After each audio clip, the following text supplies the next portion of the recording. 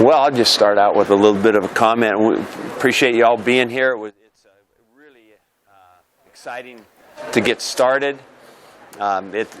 We've been going at it within the off-season program since sometime in January, but it really feels like also right now the start of a 2017 team.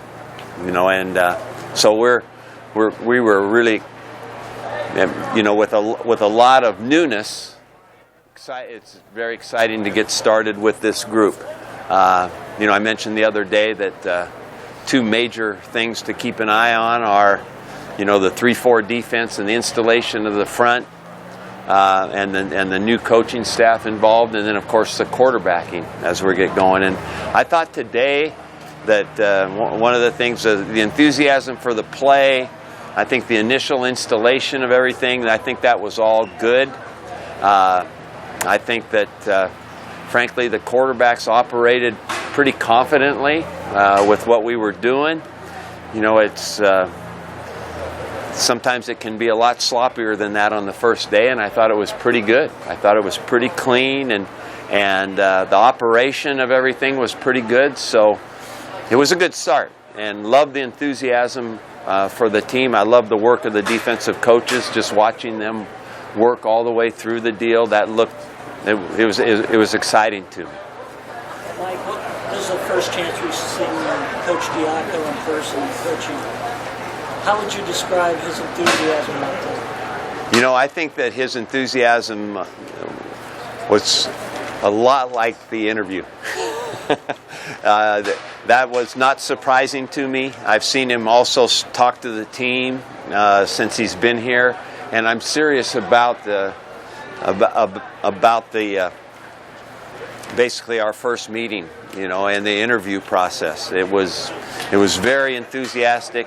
He has an enthusiasm in his teaching that is contagious, and I knew. I'll just go back to it. I knew his resume. I knew what he'd accomplished. But the thing that was really exciting to me was the interview and how he, basically taught football. And so what you saw today was not a surprise to me, and I believe that's who he is. Does that kind of coaching style lend itself to picking up things quicker in a new defense, do you think? Does it help the kids learn this faster? I think the enthusiasm for what we do as teachers is contagious for the kids. I mean, if you have enthusiasm for what you're doing, you have a chance to get a response of enthusiasm. I think that with that has to come a good progression of teaching. And I think that he combines both, and yes, that I think gives us a good chance to catch up with what we have to do to be good at it when we start playing in the fall. Mike, when you look at putting in the 3-4, from your experience over the many years of coaching, when you change a system like that, can a defense be comfortable in that system by the time it's time to play in the fall? Absolutely. I think that I think that each the thing that we all see is a big picture of what the 3-4 looks like. What a player sees is his initial job within that picture. So it's not what a defensive end on the short side of the field in our defense does right now is not totally different, at least responsibility-wise, from what a defensive tackle does in the 4-3 that's playing a 3 technique. This guy aligns a little wider. Gap responsibility is basically the same.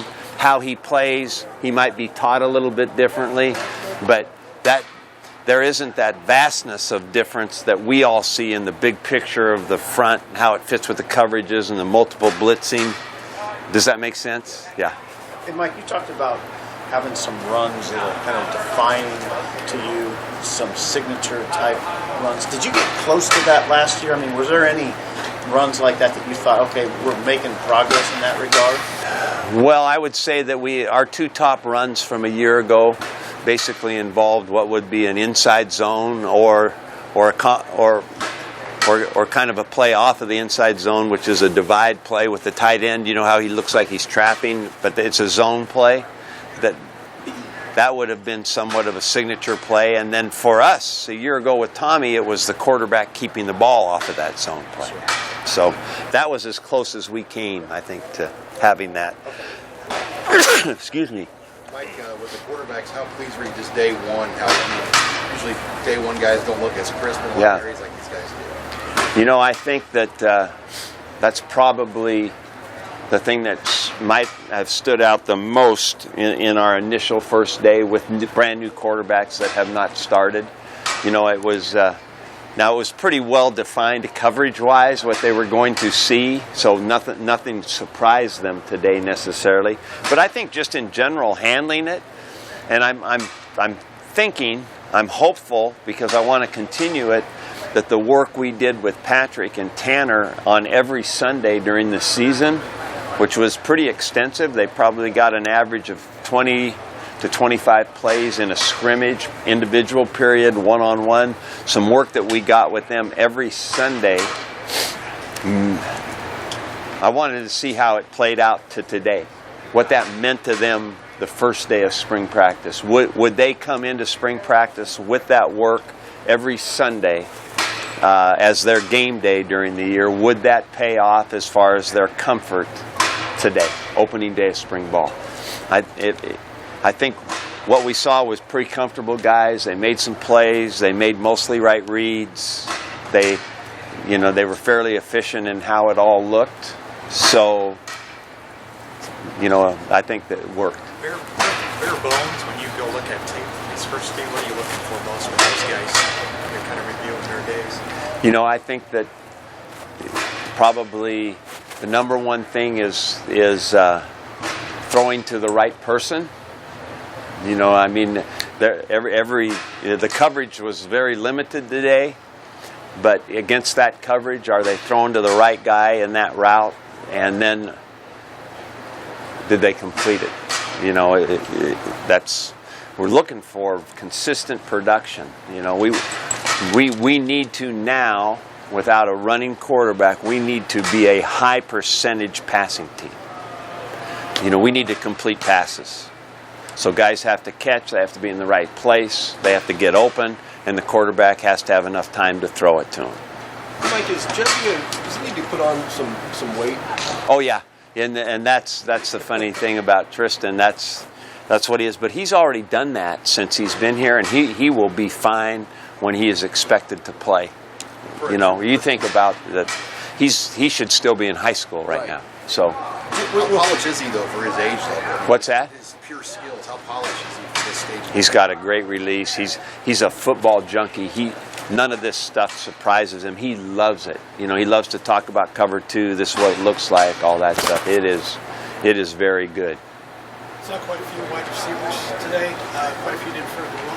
Didn't see Keyshawn Johnson. It looked like he had his helmet. I thought I saw him. Keyshawn has been. It's a long story, but he has been ill since he's been here. He was ill before he got here. He is getting better. We expect him to be fine eventually. We hope he could maybe get some practice in after spring break. What type of illness does he have? Pardon? What type of illness is it? Well, it's kind of a long story, and I don't know if I want to get into the whole deal, but he had an appendectomy before Christmas that symptoms have lingered since then, and he's gone backwards a number of times before he even came, and then when he came it wasn't any better, so it's been ongoing for a couple of months. So we were very worried about him, still are a little bit, but he has gotten a lot better. He is running now. I'm hopeful he could get a little work in, but we're not going to push it. Did you guys actually flip a coin to see who would go first? Yes, we actually did. Who won? Tanner lost. We do that every day for every practice, or No, I think now we'll start a rotation. Yeah. Anything else? Assuming the offensive linemen are all fully recovered from that, how will that affect your ability to run outside and get to the edge? Well, we hope to have continuity. With the guys that we have now healthy and back and what it looks like, we hope it does nothing but get better, and we get working together, we get the chemistry going, and we establish a good solid running game with some identity. I think all those things are important. But staying healthy with a group would be a good thing. Mike, Gerald Foster was talking about how a coach idea during winter conditioning was a group of 11 leaders. What kind of prompted that, and what made you kind of put that in place? It's kind of called, I think the Husker Way is the name of the program, and it was the weight coach's idea that basically within our team they establish some, by our team voting for guys, they establish some built-in leadership. I think we had them pick 10 guys as captains, maybe 11 captains, voted on by the team. So basically the top vote getters at 11 different positions. They then drafted the team to form teams, and they keep points in all the areas of their life, whether it's academics, going to class, going to study hall. They get extra credit for doing stuff like community service. So there's point totals that are moving up and down according to how guys are doing. Goes into the weight room, goes to being on time, goes to keeping their locker clean. And then the champions will get a prize at the end of it, which will be toward start of fall camp. So it's ongoing, and it's been fun to watch. I think they have partners. Each guy has a partner within the team. If one of the guys messes up, then he gets kicked out of the locker room and has to go down here to the locker room, and his partner has to go with him. So there's stuff like that built in that's you make it pretty accountable for everybody. I hope, and so it's I think the kids like it. All right, thanks. Thank you.